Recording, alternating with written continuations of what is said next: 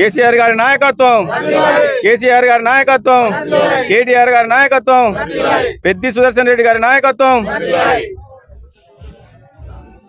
మాదనపేట నర్సంపేట వార్డులో Madanapeta first ward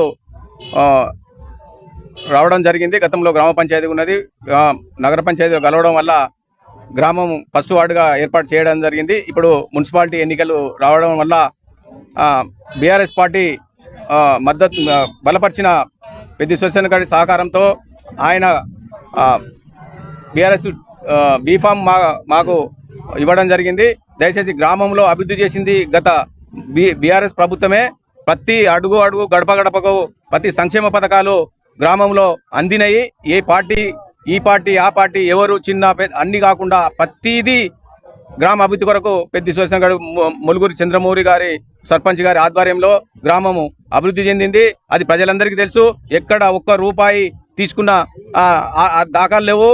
అన్ని రకాలుగా నిస్పర్ధ సేవ చేసిన నాయకుడు మన పెద్ది గారి ఆధ్వర్యంలో, ఆయన సహకారంతో ఇప్పుడు నేను ఆయన అడుగు జాడల్లో నేను నడిచే వ్యక్తిని. ఏ రోజు గ్రామ ప్రజలకు హాని తలపెట్టని వ్యక్తి ఆయన, దిక్సూచున్న వ్యక్తి. గ్రామాన్ని అభివృద్ధి ఎట్లా చేయాలి, గ్రామంలో ఏం అవసరాలు ఉన్నాయి, రైతులు ఏ విధంగా ఇబ్బంది పడుతున్నారు, యూరియా బస్తాలు గతంలో ప్రభుత్వం ఉన్నప్పుడు ఎలాగుండే, రైతులు బజార్కి ఎక్కి రోడ్ల మీదకి ఎక్కి పిల్ల పాపాలతో లైన్లు కట్టి నరకయాతన పడుతున్నారు. అయినా ఇప్పుడు వచ్చిన ప్రభుత్వానికి ఏ మాత్రము కలికరం లేదు, చాలా ఇబ్బంది పడుతున్నారు. అదే గత బీఆర్ఎస్ ప్రభుత్వం ఉన్నప్పుడు ఏ రోజు రోడ్ ఎక్కిన దాఖలు లేవు. అన్ని రైతులకు కానీ సంక్షేమ పథకాలు వచ్చిన విధంగా అందరికి అందినాయి.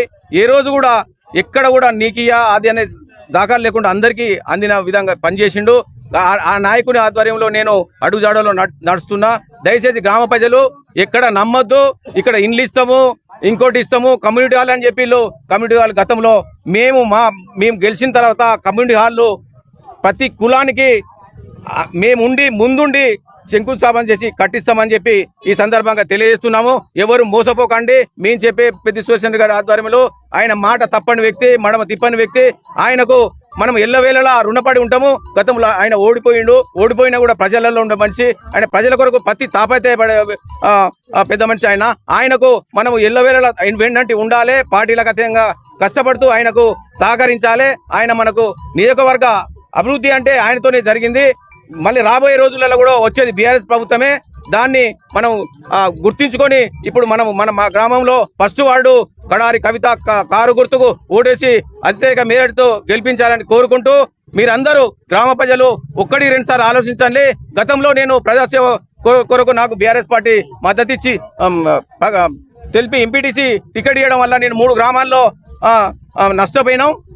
అభివృద్ధి చేద్దామనే దాన్ని నాకు పట్టుదలతో ఉన్న వ్యక్తిని తుటిలో నేను స్వల్ప మేరతో ఓడిపోవడం జరిగింది. దయచేసి నాకు సహకరిస్తే మీకు ఎల్లవేళలా సేవ చేస్తూ గ్రామాన్ని అభివృద్ధి చేస్తూ మీకు ఎల్లవేళలా మీకు మీ అందుబాటులో ఉంటా అని చెప్పి తెలియజేస్తూ జై తెలంగాణ.